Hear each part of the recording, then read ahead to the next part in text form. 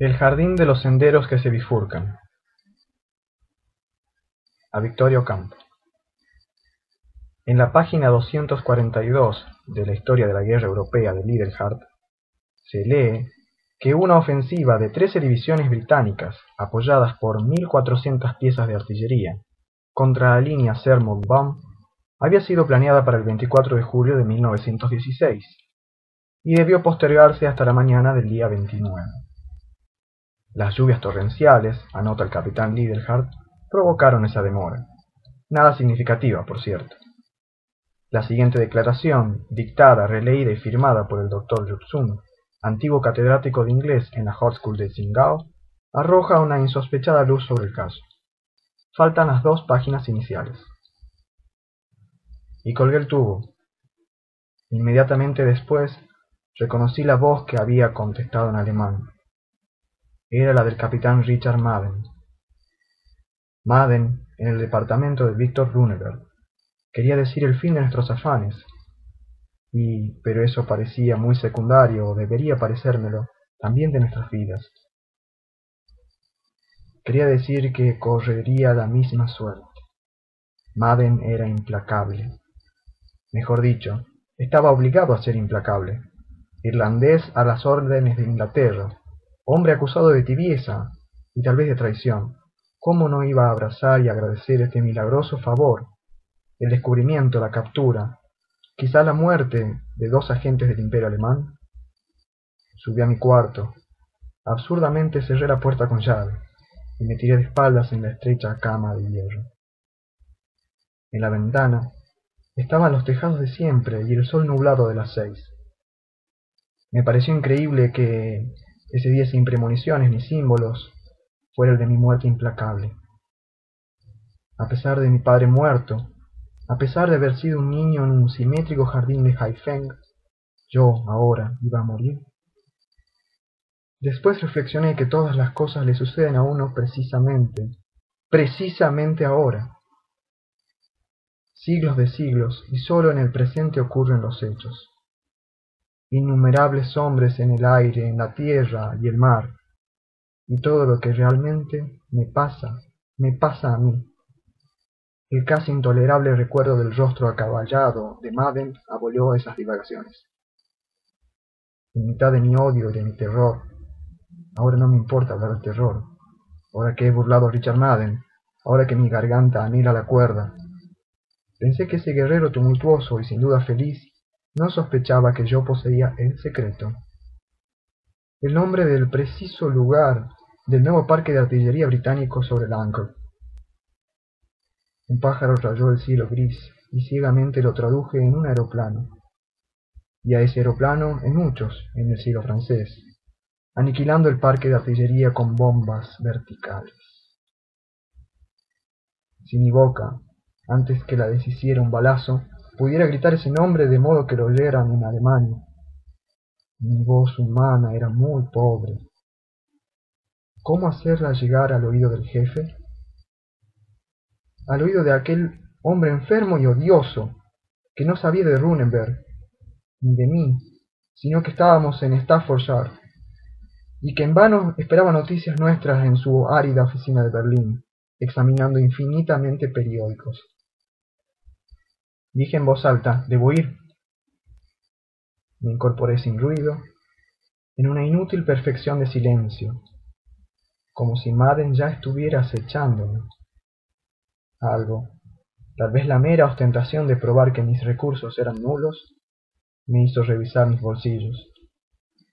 Encontré lo que sabía que iba a encontrar: el reloj norteamericano, la cadena de níquel y la moneda cuadrangular, el llavero con las comprometedoras llaves inútiles del departamento de Runeberg, la libreta, una carta que resolví destruir inmediatamente y que no destruí, el falso pasaporte, una corona, 2 chelines y unos peniques, el lápiz rojo azul, el pañuelo, el revólver con una bala.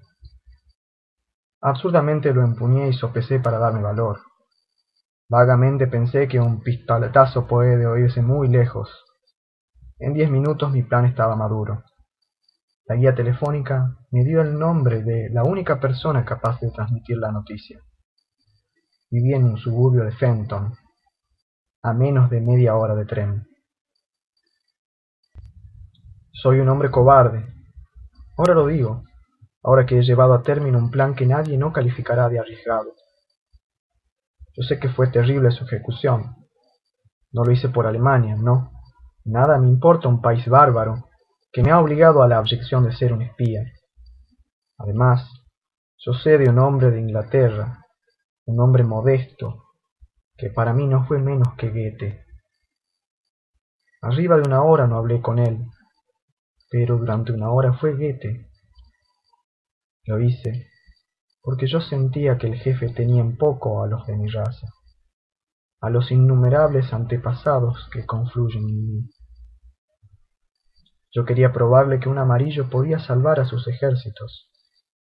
Además, yo debía huir del capitán. Sus manos y su voz podían golpear en cualquier momento a mi puerta. Me vestí sin ruido, me dije adiós en el espejo, bajé, escudriñé la calle tranquila y salí.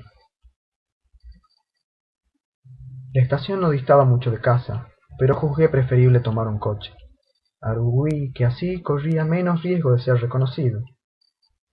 El hecho es que en la calle desierta me sentía visible y vulnerable, infinitamente.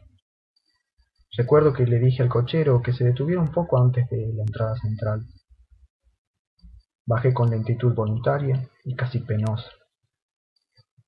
Iba a la aldea de Ashgrove, pero saqué un pasaje para una estación más lejana. El tren salía dentro de unos pocos minutos, a las 8:50. Me apresuré. El próximo saldría a las 9:30.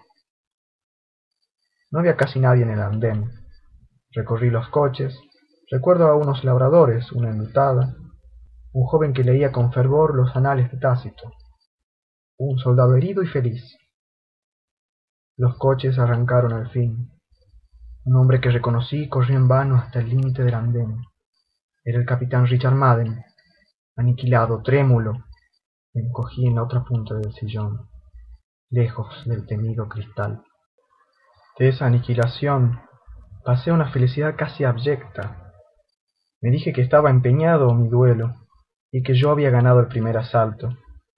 Al burlar siquiera por 40 minutos, siquiera por un favor del azar, el ataque de mi adversario. Arguí que no era mínima, ya que sin esa diferencia preciosa que el horario de trenes me deparaba, yo estaría en la cárcel o muerto. Arguí, no menos sofísticamente, que mi felicidad cobarde probaba que yo era un hombre capaz de llevar a buen término la aventura. De esa debilidad saqué fuerzas que no me abandonaron. Preveo que el hombre se resignaría cada día a empresas más atroces. Pronto no habrá sino guerreros y bandoleros. Les doy este consejo. El ejecutor de una empresa atroz debe imaginar que ya la ha cumplido. Debe imponerse un porvenir que sea irrevocable como el pasado. Así procedí yo, mientras mis ojos de hombre ya muerto registraban la afluencia de aquel día, que era tal vez el último, y la difusión de la noche. El tren corría con dulzura entre fresnos, se detuvo casi en el medio del campo. Nadie gritó el nombre de la estación. ¿Ashgrove? Le pregunté a unos chicos en el andén. Ashgrove, contestaron. Bajé. Una lámpara ilustraba el andén, pero las caras de los niños quedaban en la zona de la sombra. Uno me interrogó. ¿Usted va a casa del doctor Stephen Albert? Sin aguardar contestación, otro dijo.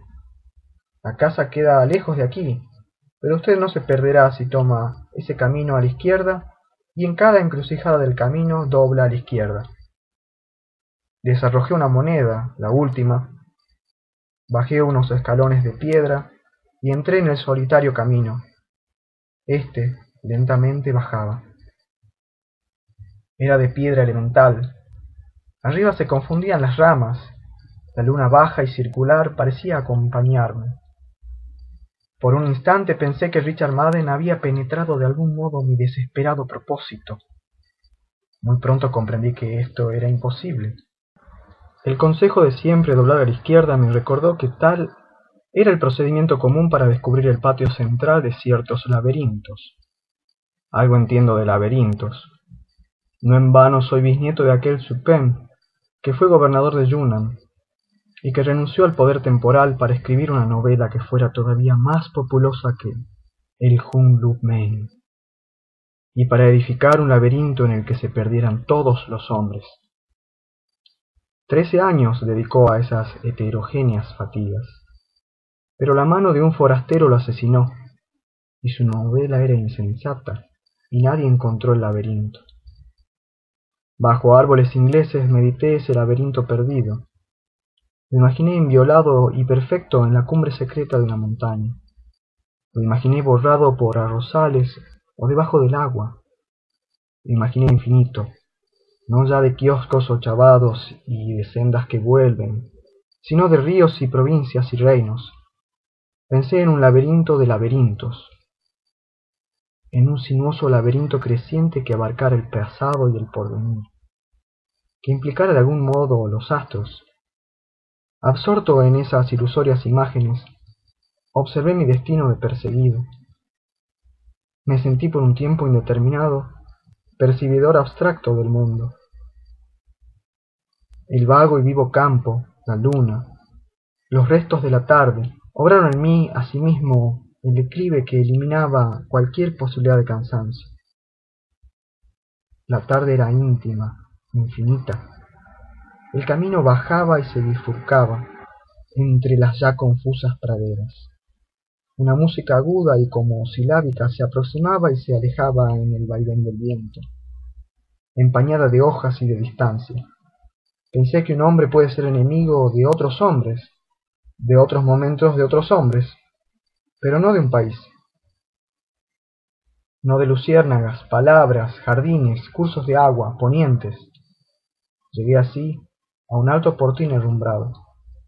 Entre las rejas descifré una alameda y una especie de pabellón. Comprendí de pronto dos cosas. La primera trivial, la segunda casi increíble. La música venía del pabellón. La música era china. Por eso yo la había aceptado con plenitud, sin prestarle atención. No recuerdo si había una campana o un timbre, o si llamé golpeando las manos. El chisporroteo de la música prosiguió. Pero del fondo de la íntima casa un farol se acercaba. Un farol que rayaba y a ratos anulaba los troncos. Un farol de papel, que tenía la forma de los tambores y el color de la luna. Lo traía un hombre alto. No vi su rostro, porque me cegaba la luz. Abrió el portón y dijo lentamente en mi idioma: «Veo que el piadoso Cipen se empeña en corregir mi soledad. Usted sin duda querrá ver el jardín». Reconocí el nombre de uno de nuestros cónsules y repetí desconcertado: «¿El jardín?» «El jardín de los senderos que se bifurcan». Algo se agitó en mi recuerdo y pronuncié con incomprensible seguridad: «El jardín de mi antepasado Cipen». ¿Su antepasado? ¿Su ilustre antepasado? Adelante. El húmedo sendero zigzagueaba como los de mi infancia. Llegamos a una biblioteca de libros orientales y occidentales. Reconocí encuadernados en seda amarilla algunos tomos manuscritos de la enciclopedia perdida que dirigió el tercer emperador de la dinastía luminosa, y que no se dio nunca a la imprenta. El disco del gramófono giraba junto a un fénix de bronce. Recuerdo también a un jarrón de la familia Rosa, y otro, anterior de muchos siglos, de ese color azul que nuestros antepasados copiaron de los alfareros de Persia. Stephen Albert me observaba sonriendo. Era, ya lo dije, muy alto, de rasgos afilados, de ojos grises y barba gris. Algo de sacerdote había en él, y también de marino. Después me refirió que había sido misionero en Chin antes de aspirar a sinólogo. Nos sentamos, yo en un largo y bajo diván, él de espaldas a la ventana y a un alto reloj circular. Computé que antes de una hora no llegaría mi perseguidor, Richard Madden. Mi determinación irrevocable podía esperar. «Asombroso destino el de Ciupen», dijo Stephen Albert. gobernador de su provincia natal, doctor en astronomía, en astrología, en la interpretación infatigable de los libros canónicos, ajedrecista, famoso poeta y calígrafo. Todo lo abandonó para componer un libro y un laberinto. Renunció a los placeres de la opresión, de la justicia, del numeroso lecho, de los banquetes, y aun de la erudición, y se enclaustró durante 13 años en el pabellón de la límpida soledad. A su muerte, los herederos no encontraron sino manuscritos caóticos. La familia, como acaso no ignora, quiso adjudicarlos al fuego, pero su albacea, un monje taoísta o budista, insistió en la publicación. Los de la sangre de Suipem, repliqué, seguimos execrando a ese monje. Esa publicación fue insensata. El libro es un acervo indeciso de borradores contradictorios. Lo he examinado alguna vez. En el tercer capítulo muere el héroe, en el cuarto está vivo. En cuanto a la otra empresa del Suipem, a su laberinto. Aquí está el laberinto, dijo, indicándome un alto escritorio laqueado. Un laberinto de marfil, exclamé. Un laberinto mínimo. Un laberinto de símbolos, corrigió. Un invisible laberinto de tiempo. A mí, bárbaro inglés, me ha sido deparado revelar ese misterio diáfano. Al cabo de más de 100 años, los pormenores son irrecuperables, pero no es difícil conjeturar lo que sucedió. Suipem diría una vez, me retiro a escribir un libro, y otra, me retiro a construir un laberinto. Todos imaginaron 2 obras. Nadie pensó que el libro y laberinto era un solo objeto. El pabellón de la límpida soledad se erguía en el centro de un jardín tal vez intricado. El hecho puede haber sugerido a los hombres un laberinto físico. Suipem murió. Nadie en las dilatadas tierras que fueran suyas dio con el laberinto. 2 circunstancias me dieron la recta solución del problema. Una, la curiosa leyenda de que Suipem se había propuesto un laberinto que fuera estrictamente infinito. Otra, un fragmento de una carta que descubrí. Albert se levantó, me dio por unos instantes la espalda, abrió un cajón del áureo y renegrido escritorio, volvió con un papel antes carmesí, ahora rosado y tenue y cuadriculado. Era justo el renombre caligráfico de Suipem. Leí con incomprensión y fervor esas palabras que con minucioso pincel redactó un nombre de mi sangre. Dejo a los varios porvenires, no a todos, mi jardín de senderos que se bifurcan. Devolví en silencio la hoja. Albert prosiguió. Antes de exhumar esta carta, yo me había preguntado de qué manera un libro puede ser infinito. No conjeturé otro procedimiento que el de un volumen cíclico, circular, un volumen cuya última página fuera idéntica a la primera, con posibilidad de continuar indefinidamente. Recordé también esa noche que está en el centro de las 1001 noches, cuando la reina Scheherazade, por una mágica distracción del copista, se pone a referir textualmente la historia de las 1001 noches, con riesgo de llegar otra vez a la noche en la que se refiere, y así hasta el infinito. Imaginé también una obra platónica, hereditaria, transmitida de padre a hijo, en la que cada nuevo individuo agregara un capítulo o corrigiera con piadoso cuidado la página de sus mayores. Esas conjeturas me distrajeron, pero ninguna me parecía corresponder, siquiera de un modo remoto, a los contradictorios capítulos del Suipem. En esa perplejidad me remitieron de Oxford el manuscrito que usted ha examinado. Me detuve, como es natural, en la frase, dejo a los varios porvenires, no a todos, mi jardín de senderos que se bifurcan. Casi en el acto comprendí. El jardín de los senderos que se bifurcan era la novela caótica. La frase varios porvenires, no a todos, me sugirió la imagen de la bifurcación en el tiempo, no en el espacio, La relectura general de la obra confirmó esa teoría. En todas las ficciones, cada vez que un hombre se enfrenta con diversas alternativas, opta por una y elimina a las otras. En la del casi inextricable Suipen opta simultáneamente por todas. Crea así diversos porvenires, diversos tiempos, y también proliferan y se bifurcan. De ahí las contradicciones de la novela. Fang, digamos, tiene un secreto. Un desconocido llama a su puerta. Fang resuelve matarlo. Naturalmente hay varios desenlaces posibles. Fang puede matar al intruso, el intruso puede matar a Fang, ambos pueden salvarse, ambos pueden morir, etc. En la obra de Suipen, todos los desenlaces ocurren. Cada uno es el punto de partida de otras bifurcaciones. Alguna vez, los senderos de ese laberinto convergen. Por ejemplo, usted llega a esta casa, pero en uno de esos pasados posibles usted es mi enemigo, en otro mi amigo. Si se resigna usted a mi pronunciación incurable, leeremos unas páginas. Su rostro, en el vívido círculo de la lámpara, era sin duda el de un anciano, pero con algo inquebrantable y aún inmortal. Leyó con lenta precisión dos redacciones de un mismo capítulo épico. En la primera, un ejército marcha hacia una batalla a través de una montaña desierta. El horror de las piedras y de la sombra le hace menospreciar la vida y logra con facilidad la victoria. En la segunda, el mismo ejército atraviesa un palacio en el que hay una fiesta. La resplandeciente batalla le parece una continuación de la fiesta y logran la victoria.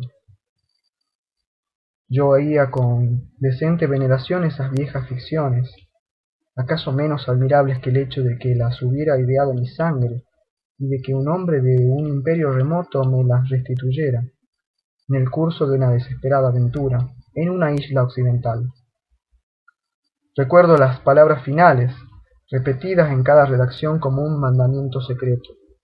Así combatieron los héroes, tranquilo en admirable corazón, violenta la espada, designados a matar o morir. Desde ese instante sentí a mi alrededor y en mi oscuro cuerpo una invisible e intangible pululación, no la pululación de los divergentes, paralelos y finalmente coalescentes ejércitos, sino una agitación más inaccesible, más íntima, y que ellos de algún modo prefiguraban. Stephen Albert prosiguió. No creo que su ilustre antepasado jugara ociosamente a las variaciones. No juzgo verosímil que sacrificara 13 años a la infinita ejecución de un experimento retórico. En su país, la novela es un género subalterno. En aquel tiempo era un género despreciable. Suipen fue un novelista genial, pero también fue un hombre de letras que sin duda no se consideró un mero novelista. El testimonio de sus contemporáneos proclama, y harto lo confirma su vida, sus aficiones metafísicas, místicas. La controversia filosófica usurpa buena parte de su novela. Sé que de todos los problemas, ninguno lo inquietó y lo trabajó como el abismal problema del tiempo. Ahora bien, ese es el único problema que no figura en las páginas del jardín. Ni siquiera usa la palabra que quiere decir tiempo. ¿Cómo se explica usted esa voluntaria omisión? Propuse varias soluciones, todas insuficientes. Las discutimos al fin. Stephen Albert me dijo, en una adivinanza cuyo tema es el ajedrez, ¿cuál es la única palabra prohibida? Reflexioné un momento y repuse, la palabra ajedrez. Precisamente, dijo Albert. El jardín de los senderos que se bifurcan es una enorme adivinanza, o parábola, cuyo tema es el espacio. Esa causa recóndita le prohíbe la mención de su nombre, omitir siempre una palabra, recurrir a metáforas ineptas y a perífrasis evidentes. Es quizá el modo más enfático de indicarla. Es el modo tortuoso que prefirió en cada uno de los meandros de su infatigable novela, el oblicuo Suipen. He confrontado centenares de manuscritos, he corregido los errores que la negligencia de los copistas han introducido. He conjeturado el plan de ese caos. He creído restablecer el orden primordial. He traducido la obra entera. Me consta que no emplea una sola vez la palabra tiempo. La explicación es obvia. El jardín de los senderos que se bifurcan es una imagen incompleta, pero no falsa, del universo tal como lo concebía Sir Penn. A diferencia de Newton y de Schopenhauer, su antepasado no creía en un tiempo uniforme absoluto. Creía en infinitas series de tiempos, en una red creciente y vertiginosa de tiempos divergentes, convergentes y paralelos. Esa trama de tiempos que se aproximan, se bifurcan, se cortan, o que secularmente se ignoran, abarcan todas las posibilidades. No existimos en la mayoría de esos tiempos. En algunos existe usted, y no yo. En otros, yo, no usted. En otros, los dos. En este, que un favorable azar me depara, usted ha llegado a mi casa. En otro, usted al avanzar al jardín me ha encontrado muerto. En otro, yo digo estas mismas palabras, pero soy un error, un fantasma. En todos, articulé yo, no sin un temblor. Yo agradezco y venero su recreación del jardín de Chupin. No en todos, murmuró con una sonrisa. El tiempo se bifurca perpetuamente hacia innumerables futuros. En uno de ellos, soy su enemigo. Volví a sentir esa pululación de que hablé. Me pareció que el húmedo jardín que rodeaba la casa estaba saturado hasta lo infinito de invisibles personas. Esas personas eran Albert y yo, secretos, atareados y multiformes, en otras dimensiones de tiempo. Alcé los ojos y la tenue pesadilla disipó. En el amarillo y negro jardín había un solo hombre, pero ese hombre era fuerte como una estatua, pero ese hombre avanzaba por el sendero, y era el capitán Richard Madden. El porvenir existe, respondí. Pero yo soy su amigo, ¿puedo examinar de nuevo la carta? Albert se levantó, alto, abrió el cajón del alto escritorio. Me dio por un momento la espalda. Yo ya había preparado el revólver. Disparé con sumo cuidado. Albert se desplomó sin una queja inmediatamente. Yo juro que su muerte fue instantánea, una fulminación. Lo demás es irreal, insignificante. Madden irrumpió, me arrestó. He sido condenado a la horca, abominablemente vencido. He comunicado a Berlín el secreto nombre de la ciudad que deben atacar.